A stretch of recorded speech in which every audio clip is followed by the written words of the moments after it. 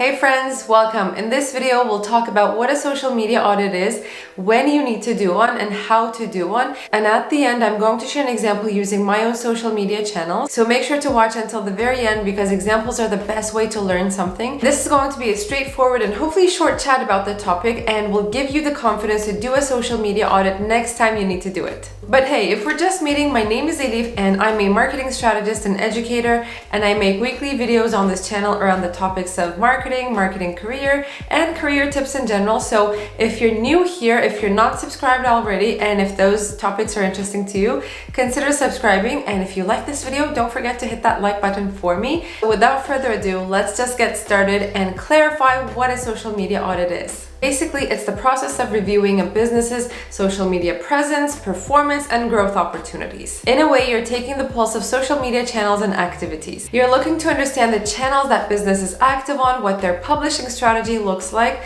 what they're doing good, and what can be done better. Pretty much as simple as that. And it's important to do this properly because you don't want to be using social media unless it's actually helping your business and helping you make money and fame, also known as brand value, but essentially that also helps to bring you more money, so the same thing. Okay, that's done. Now, when do you need to do a social media audit? Here are a couple of use cases that I think of immediately. One is when you're hired to work on the content strategy or the social media strategy within a company, and you need to go through everything that's been already happening across social media. So you need to do that audit and you need to come up with your strategy based on your findings from that audit. Another use case is when you're working with a client as a consultant, for example, and they need a social media strategy from you. The first thing you're going to do before coming up with the strategy and next steps is to do that audit and write down your findings. Another use case is when you're applying or interviewing for a role and you want to impress the recruiter, you want to know more about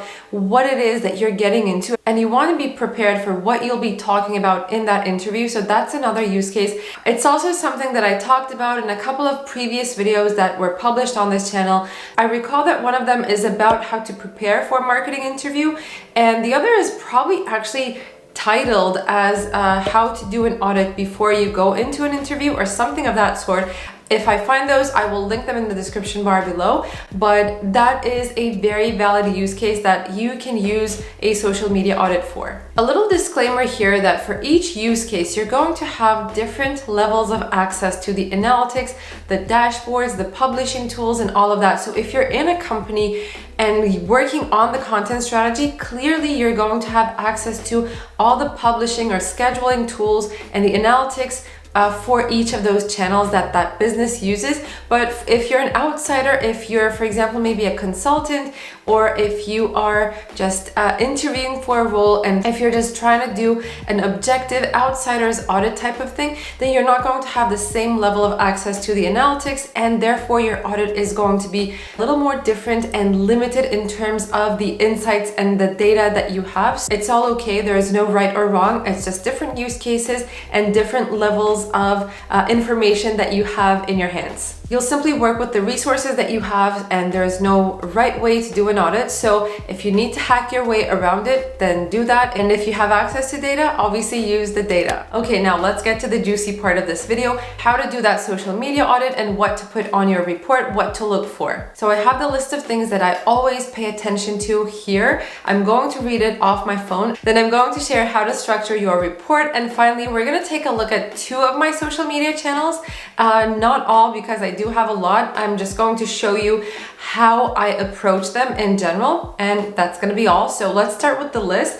Number one thing that I look at is obviously the channels. Which channels is that brand, is that person, the business active on? Which of those channels they're using? Look at the owned, earned, and paid channels. Okay, so number one thing, you scanned all the social media platforms and you found their accounts on all social media platforms. Note down whether they're active or inactive as well, because sometimes a business can create an account just to have that account name for them, but then they never end up using it. So make sure to take notes of those. Next thing I want you to look at is the types of content. What formats of content are they using? Are they using video, only text, short captions, long captions, slides, documents, galleries, questions? Analyze the content in as much detail as you can and in as much detail as it makes sense to do so. So look at the content formats. Next thing is the posting frequency. How frequently are they publishing per social media channel? Are they publishing 5 tweets a week or 10 tweets a week, 3 LinkedIn posts, 1 YouTube video, 3 IG feed posts, and then a story per day and all of that. So look at the frequency for each of those channels and give yourself a little bit of time for this, because you might want to observe for at least a couple of days or a week ideally. So that's another one. Next thing to look at is the following, the members, the likes, the subscribers, all of those top line metrics that show you how many people are interested in following that account. And if you're able to, if you have the insights to look at this, also look at the growth rate over time. Has it been very stable for a while, or has there been a significant growth rate in the last 3 months or so?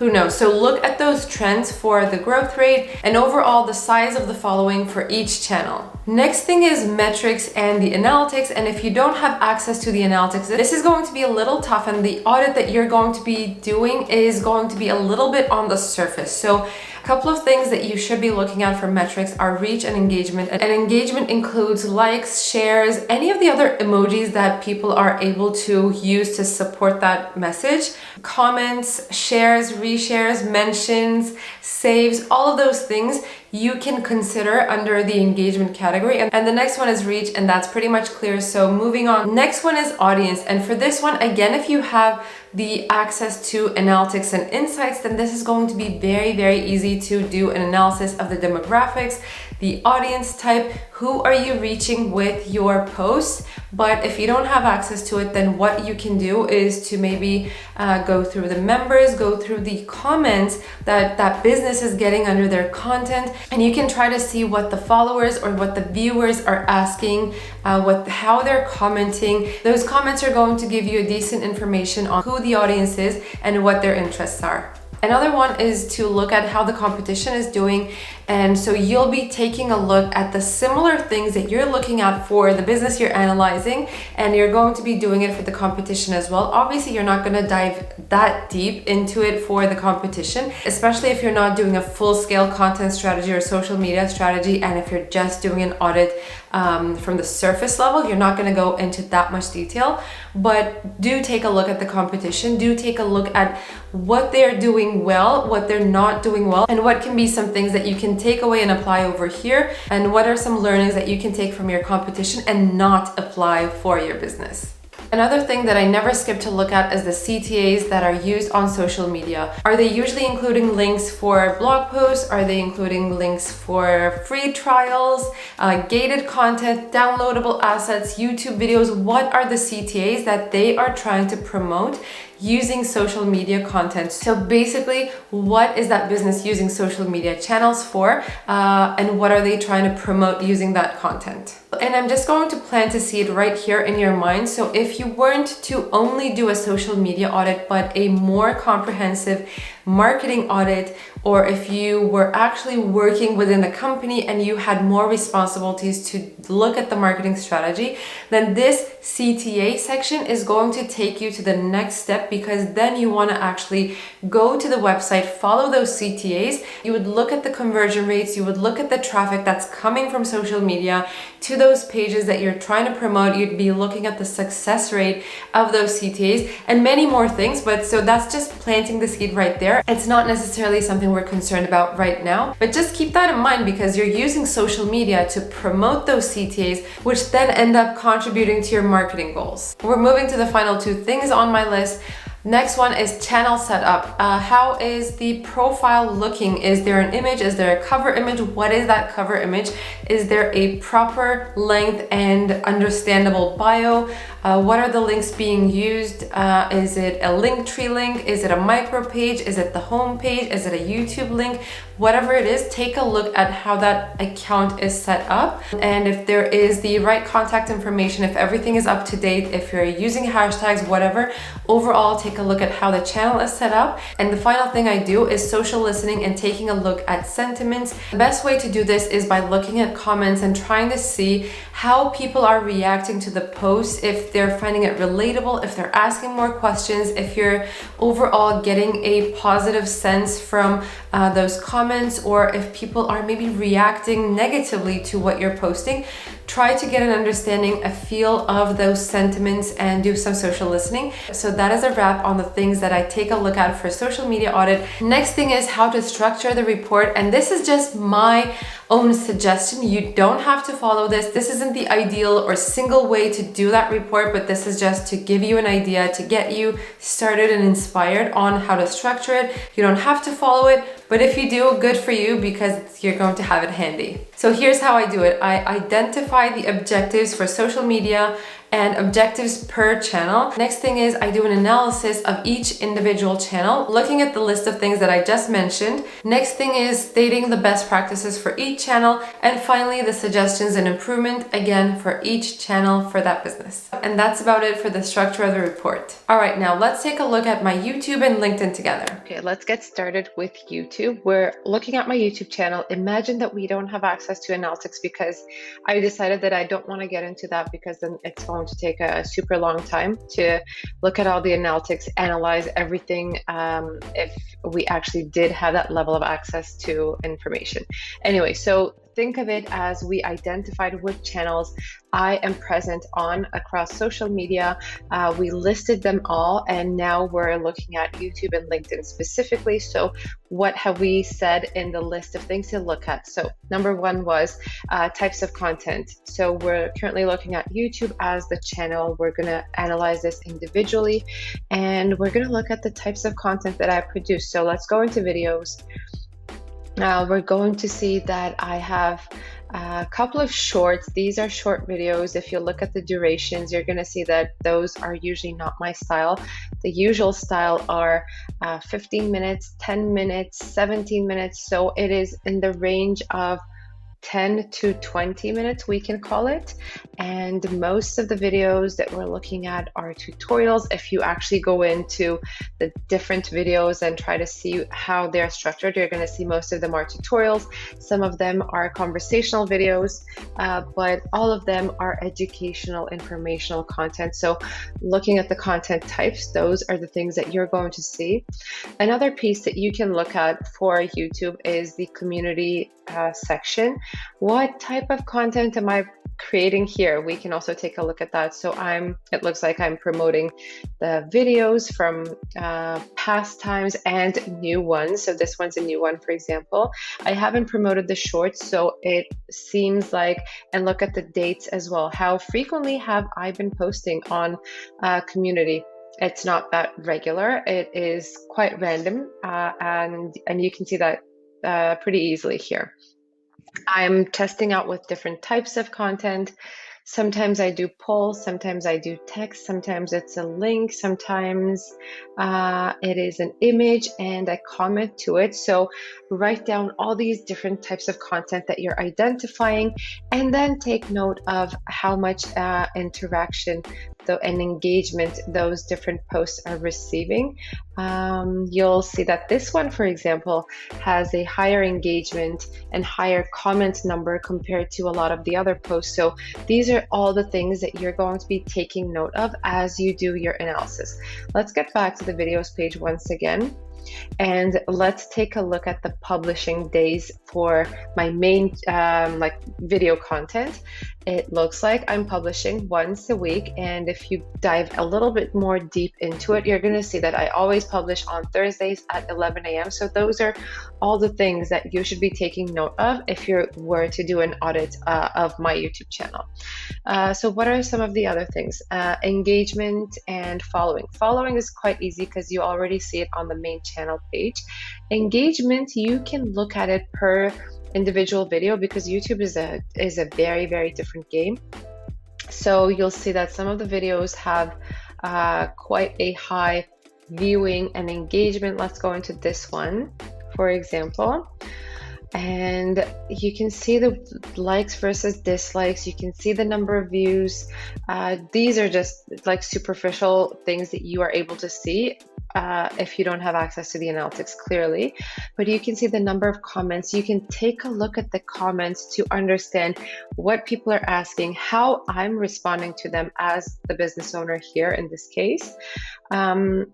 I try to understand their sentiments, try to understand their profiles. Who are they? Are they students? Are they working in the industry already? Where are they from? Can you get an idea about any of those things by looking at those comments?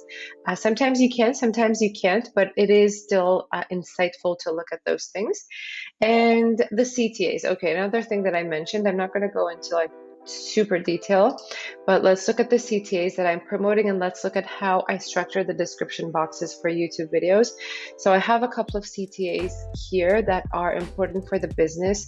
I'm promoting subscribe to the channel, the Facebook group, the newsletter that I have, update when the online course goes live, and this one is the marketing templates kit. These are the things that I'm using CTAs for, and this is a repeated process in all of the other videos. So if you were to do a deeper dive, you would see that these are the standard CTAs that I always promote. Okay, let's look at one final thing on YouTube, and then we're going to move to LinkedIn, because otherwise this is going to be a super long tutorial. So let's go back to the channel and let's go into the About tab, because we said we want to look at how the account is set up as well.